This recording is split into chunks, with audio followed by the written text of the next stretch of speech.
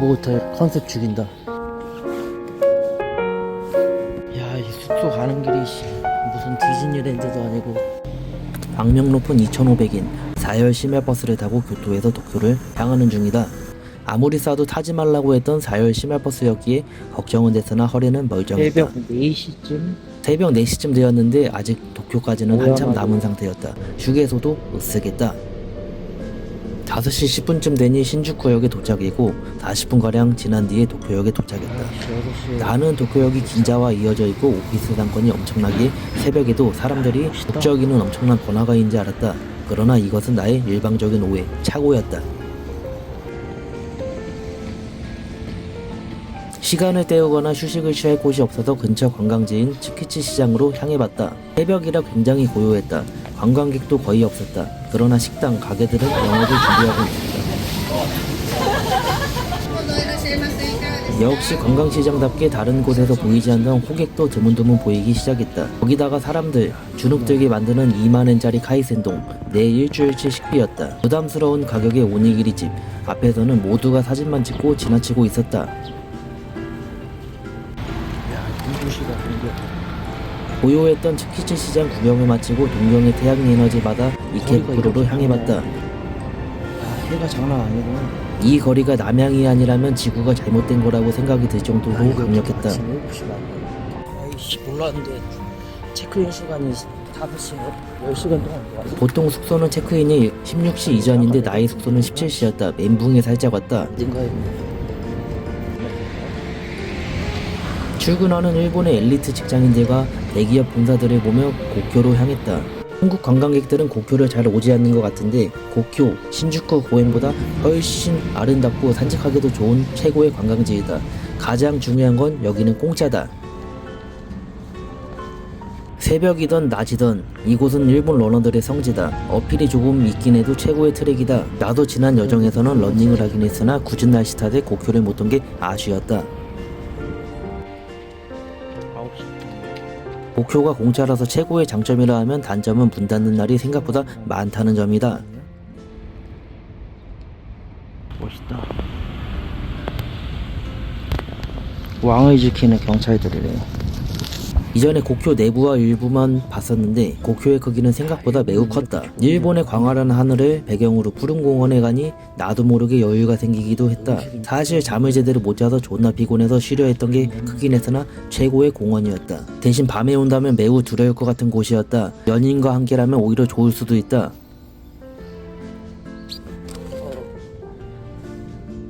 해를 오랜만에 쉬는 것 같은데. 요새 여행 중반이다 보니 아침 햇살을 쬐지 못했는데 아침 햇살을 쬐니 상쾌한이었다. 황실 직배송이라 그런지 아주 관리가 잘 돼 있었고 아침이라 인파도 없어 매우 좋았다. 잠시 피톤치드 흡수 좀 하고 1시간 30분 거리 이케부쿠로로 다시 향해 걸어갔다. 고쿄는 입구마다 검사원이 있는데 구단시티 공원으로 향하는 쪽은 자유로웠다. 와씨, 도쿄 서울 없는데 왕이 지금 살고 있어가지고 여름에 왔을 때는 너무 더워서 뭐가 있는지 몰랐는데 구단공원도 와볼 만한 곳이었다. 이게 대학교냐? 약간 운동공고 스타일.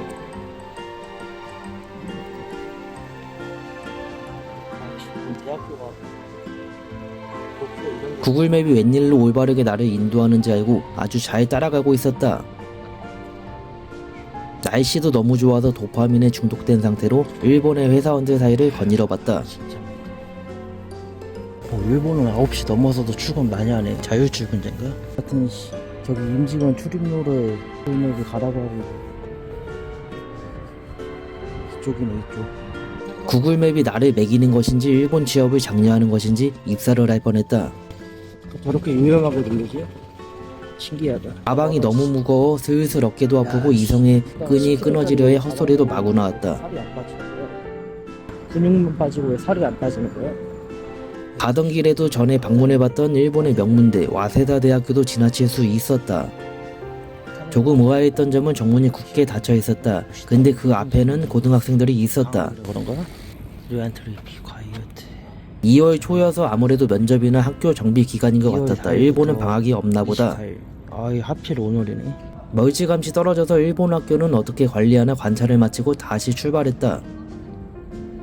나무 껍다고 다 벗기는 날이네 오늘. 아무래도 짐을 잘못 집어넣은 것 같기도 하고 너무 많이 가져온 것 같았다. 버리고 싶었다. 야, 치키치에서 이케부쿠로 걸어가는 거 쉽지 않네. 한번 가봐가지고 괜찮은 줄 알았는데 가방 메고 가니까 존나 힘들어. 줄 서 있는 데는 다 라멘집밖에 없네. 10시밖에 안 되는데. 우여곡절 끝에 이케부쿠로에 도착했다. 아직까지는 아침은 먹지 못한 상태였다. 지금 지나가는 라멘집이 상당히 유명한 곳이라고 한다. 나는 먹진 못했다. 도착했다. 이케부쿠로. 10시 30분쯤에 이케부쿠로역에 도착했다. 평일 아침이라 굉장히 한적한 상태였다. 이케부쿠로. 흡연석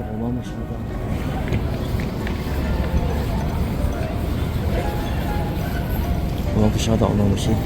이케부쿠로는 길방이 없어 보이는 곳이었다. 그리고 압력은 굉장히 깔끔했다. 다 비싸네. 커스터머 카페. 숙소에서 10분 정도 떨어진 일본 최고의 넷카페 프랜차이즈에 도착했다. 카레밥과 음료, 아이스크림까지 무료로 먹을 수 있는 곳으로 알고 도착했다. 5시에 체크인이어서 그 언저리 시간까지 시간을 보내기 위해 가격표를 살펴봤다. 6시간 해야겠다. 모닝팩? 5시간만 있으면 되는데 솔직히 5시간 있어야겠다. 아주 재수가 좋게도 평일에는 모닝팩이라는 할인 패키지가 있었다. 갑자기 힘이 넘쳤다. 말이 매우 빠른 점원에게 바로 회원가입 절차 없이 현금으로 계산을 마쳤다. 컴퓨터가 있는 방도 있었으나 컴퓨터로 할 것도 없고 그냥 TV방으로 요청을 했다. 나이です. 하이. 번역기를 아주 야무지게 쓰셔서 큰 문제없이 나의 첫 넷카페 출입증을 끊을 수 있었다. 구리. 친절한데 말이 너무 빨라. 거의 건물 하나를 다 쓰고 있는 곳이었다. 아쉽게도 아이스크림은 없었다. 대신 나머지는 내가 알고 온 그대로였다. 두근두근거렸다. 다 공짜였다. 말이 너무 빨라.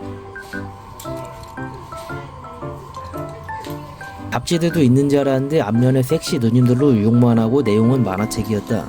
카레와 밥은 24시간 먹을 수 있는 시스템이었고 저녁 시간대에는 추가 메뉴가 있었다. 아예룸은 3층이었는데 근데 이용하기 좀 까다로웠다. 3층이 복층으로 돼 있었다. 처음에 끝자리 3만 보고 올라갔다가 앞만 키 넣고 돌려도 안 열려서 다시 살펴보니 303호였다. 303호에서 만약에 머물고 있던 사람이 있었다면 너무 무서웠을 것 같다. 카페 형태랑 크기도 각양각색이라고 들었는데 내가 온 곳은 가장 작은 곳 같았다. 나중에 의도치 않게 DVD방과 다른 넷카페 가봤는데 이곳이 제일 좁았다. 야, 이 개꿀이네. 시간만 잘 지키면 되는구만. 3시 52분. 3시 52분이면 딱이네. 우선 특징은 매우 좁아서 다리를 다 필 수 없었고 방음이 상상 이상으로 안 되는 곳이었다. 점은 존나 저렴하고 휴지가 매우 많았다. 그리고 먹을 걸 먹을 수 있었다. 존나 먹었다. 행이 좀 의심되긴 했으나 복도에서 청소하는 직원들이 많이 보여서 우선은 안심했다. 흡연눈 걸리면 그날 잠은 거의 다 자거나 몸에서 다음날 노숙자 냄새가 난다고 봐야 된다. 그리고 화장실 냄새도 좀 보야겠다.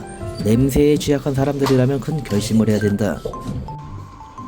카레는 우선 한국에서 먹는 카레보다 맛있었고 아비코보다도 맛있거나 최소 도급이었다. 일본 카레 특성상 건더기가 없긴 하나 중간중간에 고기는 보이기도 했다. 개꿀이었다. 라면도 사 먹을 수 있었고 밖에서 먹을 거 사와도 된다. 근데 저녁에는 추가 메뉴가 있다. 지금은 없어. 10시에서 10시 사이에는 나오네. 지금은 음료수도 엄청나게 많았다. 맛도 편의점 거보다 좋았다. 대신 제로 음료는 없었다. 음료수는 한 7잔 뽑아 먹은 것 같다. 나쁜만 먹으면 페트병 가져와서 싸갈 수 있을 것 같다. 만화책은 종류가 많긴 했으나 쉬러 와서 아쉽게도 보지는 못했다. 섹시 누님들이 표지에 보이는 잡지 펴봤는데 소년전부 주간 연재물이라 참 아쉬웠다. 밖에서 사 먹으면 최소 500엔 이상일 것 같은 고퀄의 카레 먹고 다시 디비졌다.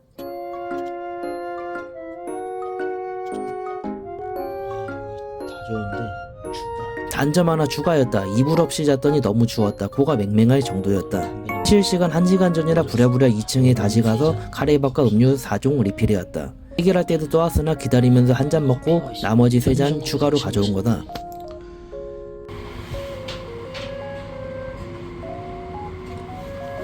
사실 3분 전이라 부랴부랴 리필해온 음료 원샷 때려버리고 부지런히 내려갔다. 새 식구가 잘 보이지 않았으나 다 먹은 거는 카운터 옆에 두면 된다. 가성비 굿이었다. 샤워도 추가 요금 내고 할 수 있는 곳이었는데 필요한 물품은 카운터 앞에서 사면 된다. 몽 뽑았다. 나이다. 이케부쿠로 첫 시작이 아주 좋았다. 내 카페에서 극한으로 뽕을 뽑아버렸다. 체크인까지 1시간 정도 남긴 했으나 무거운 짐이라도 두고 가려고 숙소로 한번 향해봤다. 이케부쿠로 러브호텔 많은 곳, 그리고 호텔이 아니라 게스트하우스였네. 전에 와봤던 길이긴 했으나 좀 질이 나쁜 거리였다. 거기다가 골목 안쪽에 있었다. 더불어 호텔인지 알았는데 자세히 보니 호스텔, 게스트하우스였다. 되게 모던하게 생겼는데. 구글맵이 자꾸 이상한 개구멍으로 또 안내를 해서 집 모양을 보고 숨은 그림 찾기를 해야 했다. 무지성으로 문부터 열었으면 도쿄 첫 숙소가 구치소가 될 뻔했다. 다행히 이전에도 구글에서 여러 차례 당해본 짬바로 단번에 속지는 않았다. 여기 있었네. 아까 지나쳐온 곳이 나의 숙소였다. 외관은 아주 훌륭한 곳이었다. 앞에 가니 공지사항에 나와 있었다. 무인으로 운영되고 있는 곳처럼 보였다. 들어가려면 비밀번호가 필요했는데 알고 보니 이메일로 사전에 메일이 와 있었다. 체크아웃은 다행히 11시까지였는데 체크인, 체크아웃에 연연하지 않는 쿨한 곳이었다. 안에 들어가니 직원이 나를 맞이해줬다. 체크인 전이냐고 물어봤더니 상관없댔다. 우선 호스텔이 개인실이 맞긴 했는데 2층 벙커 침대를 1.5룸식으로 나눠 쓰기식이었다. 저녁에 아래층 쓰는 사람을 우연히 봤는데 알고 보니 한국 사람이었다. 괜찮은데. 뭔가 넓으면서 좁다라는 생각이 동시에 드는 신기한 구조의 숙소였다. 침대에 들어가기 전까지는 매우 만족스러웠다. 번화가 숙소가 단돈 18,000원이었기 때문이었다. 수건도 매일 하나씩 셀프로 가져가면 된다고 했고 큰 수건이라서 이틀은 너끈했다. 대신 수건을 하루에 하나씩 추가로 제공한다는 점을 사전에 안내해주지는 않았다. 조금 거슬렸던 점은 문 앞 카운터에 고객 이름이 다 나와 있다는 점이었다. 확인도 안 하고 그냥 이러더니 괜찮은 것 같으면서 좀 별로인 것 같기도 하고. 참 애매한 위치, 애매한 공간, 애매한 서비스, 가격 빼고 전부 애매한 숙소였다. 거기다가 가격도 내가 예약한 날 이후로는 5만원이 돼 있어서 가격도 애매한 곳이 돼버렸다. 지도를 안 보고 왔더니 숙소로 다시 돌아갔네. 아이씨, 뒷역은 왜 이렇게 험해 보여? 야인시대야 왜 뒷역은? 시간이 애매하긴 했으나 아직 5시밖에 안 되어서 호엔지를 다녀올까 고민 중이었다. 우선 어두운 뒷골목을 넘어 밝은 양지로 향해봤다. 퇴근 시간대라 인파가 어마무시했다. 백화점에 세컨 스트릿이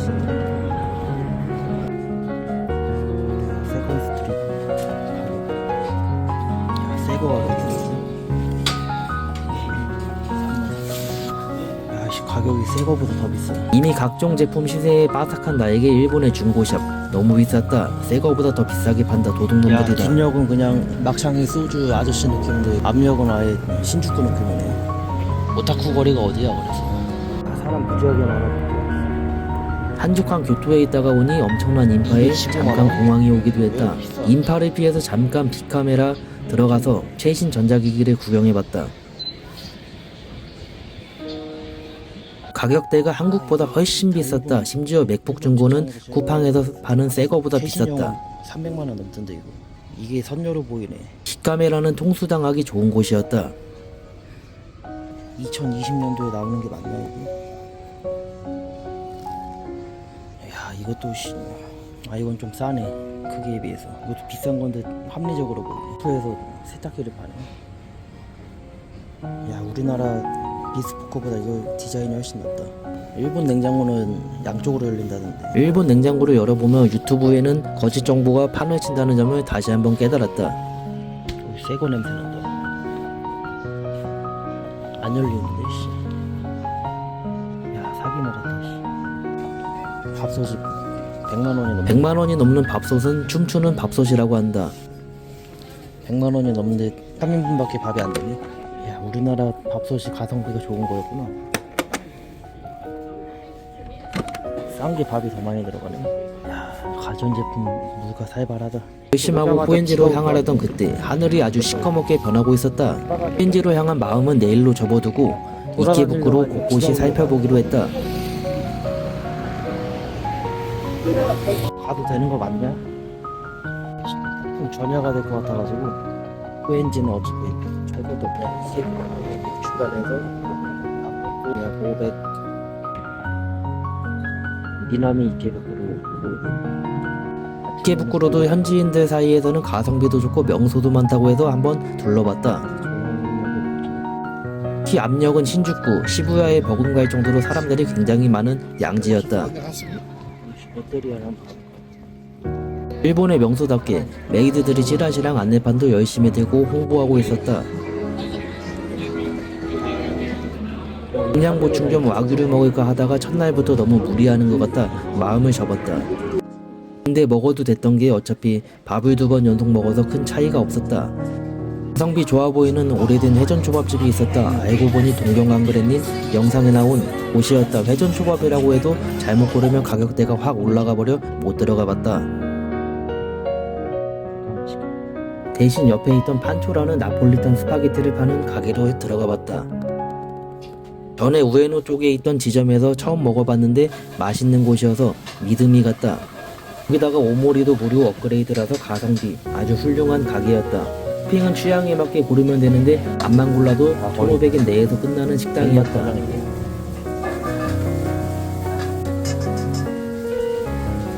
손에 돌리는 것만 봐도 식욕이 상승하는 아주 맛깔나는 나폴리탄 가게였다. 나중에 다른 지점에서도 먹어봤는데 이곳이 유독 맛있는 지점이었다.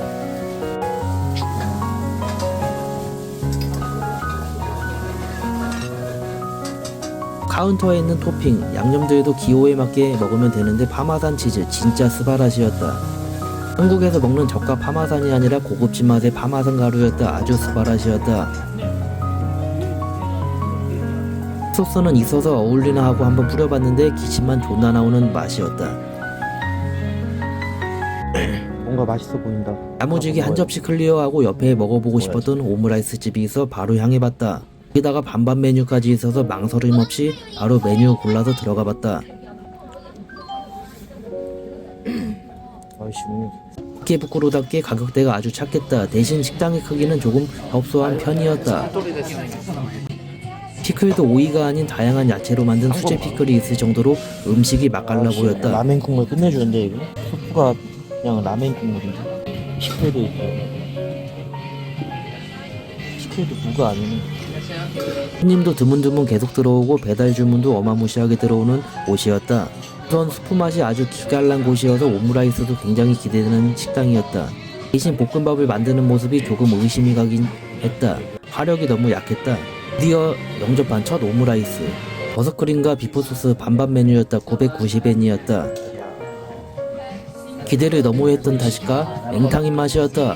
비주얼은 훌륭했는데 굉장한 맹탕이었다. 소스가 2개라 한 번씩 먹어보면서 저건 괜찮겠지 싶었는데 둘 다 맹탕이었다. 볶음밥도 역시나 화력에서 의심이 갔는데 엄청나게 심심하고 느끼했다. 대신 저 수프는 면이나 국밥으로 먹고 싶을 정도로 맛있었다. 라멘집을 했어야 했다. 여기도 마라탕을 줄 서서 먹는? 한국에 이어 일본도 점령 중인 마라탕집이었다. 한국식 마라탕집처럼 보였다. 소화시킬 겸 크레인 게임샵도 한번 둘러봤다. 교토에서는 잘 보이지 않는 오락실이 매우 재밌어 보였다. 대신 하면 돈 날릴 것 같아 아직까지는 게임을 해보진 못했다.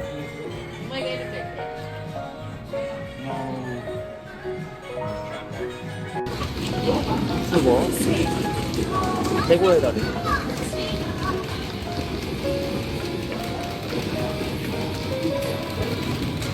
역시 도시에 오니 새로운 문화와 사람들이 엄청나게 많이 보여서 재미가 배가 됐다. 다른 브랜드는 하나도 없고 나이키만 있어. 뭐냐 이거. 역시나 운동화 쇼핑을 좀 해보려고 했으나 원하는 타입, 가격의 신발들은 없었다. 야씨 뉴발은 세일 하나도 안 하네. 구성지 애니메이트. 전 세계적으로 유명한 일본의 오타쿠 성지 애니메이트가 보여 처음으로 들어가 봤다. 오타쿠 성지. 사람들이 보통 아키하바라를 오타쿠 성지로 알고 있는데 이곳이 찐또백이라고 한다. 그런데 막상 들어가 보니 내가 알던 오타쿠들이 아닌 소녀들로 가득 차 있었다. 뭐한 데냐 여기? 야 현실 남자들 게임한테 졌다. 일본이나 한국이나 다 조졌다. 현실 남자들이 버추얼 캐릭터들한테 패배한 모습을 확인할 수 있었다. 눈물이 쏟아졌다. 그냥 창고인데 여기. 유명한 성지치고는 창고형 마트처럼 돼 있는 모습을 보고 조금 의아한 상태였다. 야, 그렇지만 귀카르상을 보고 탄성을 내지른 앞잡이 같은 놈이었다. 야, 일본 사람들은 진심이구나. 애니 진심이야. 이게 1층부터 6층까지만 있고 7층부터 8층, 9층. 여기는 특정 시간에만 뭐 있나 보네. 야, 시급 세다. 1220엔. 주술회전 이런 건 없네. 하이큐 있네, 하이큐. 진심인가 보다, 진심. 아, 주술회전 여기 있었네. 계산대 사람이 몇 명이야. 어마무시하게 번다는 거. 한켠에는 전시회 겸 한정판 굿즈도 파는 것처럼 보였다. 가격대는 모두 상당했다. 일본의 젊은이들은 돈이 없다고 들었는데 한가득 굿즈를 들고 가는 사람들을 보면 일본 젊은이들은 모두 금수저가 아닐까 의심이 드는 장소였다. 계단으로 내려갔는데 기분이 언짢아지는 곳이었다.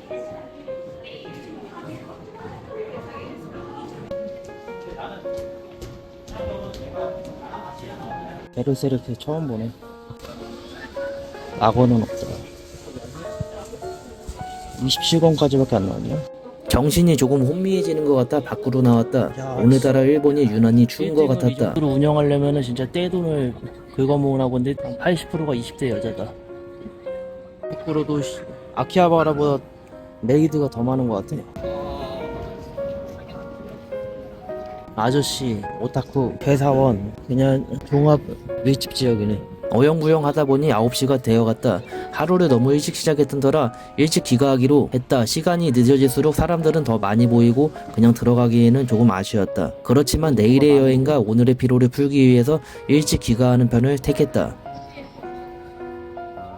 이쪽 골목은 완전 더러운 동네 아니야, 완전. 막 러브 호텔에다가 막 풍속 업체에다가 차이나타운에다가 압력에 비해서 너무 대조되는데 이건 맛있겠다. 이케부쿠로 뒷역 나의 숙소로 향하는 길은 인천의 주안이 생각나는 길목이었다. 부럽다 이씨.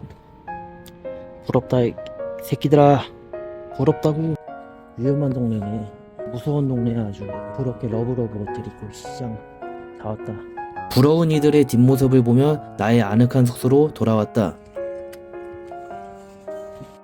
돌아오자마자 스쿼트 특유의 쾌쾌한 냄새가 나를 맞이해줬다. 괜찮은데 열었는데. 침대 내부가 아주 가관이었다. 침대에 눕자마자 기침이 나올 정도로 먼지가 그득했다. 폐병에 걸리지 않길 기원하며 잠에 들어버렸다.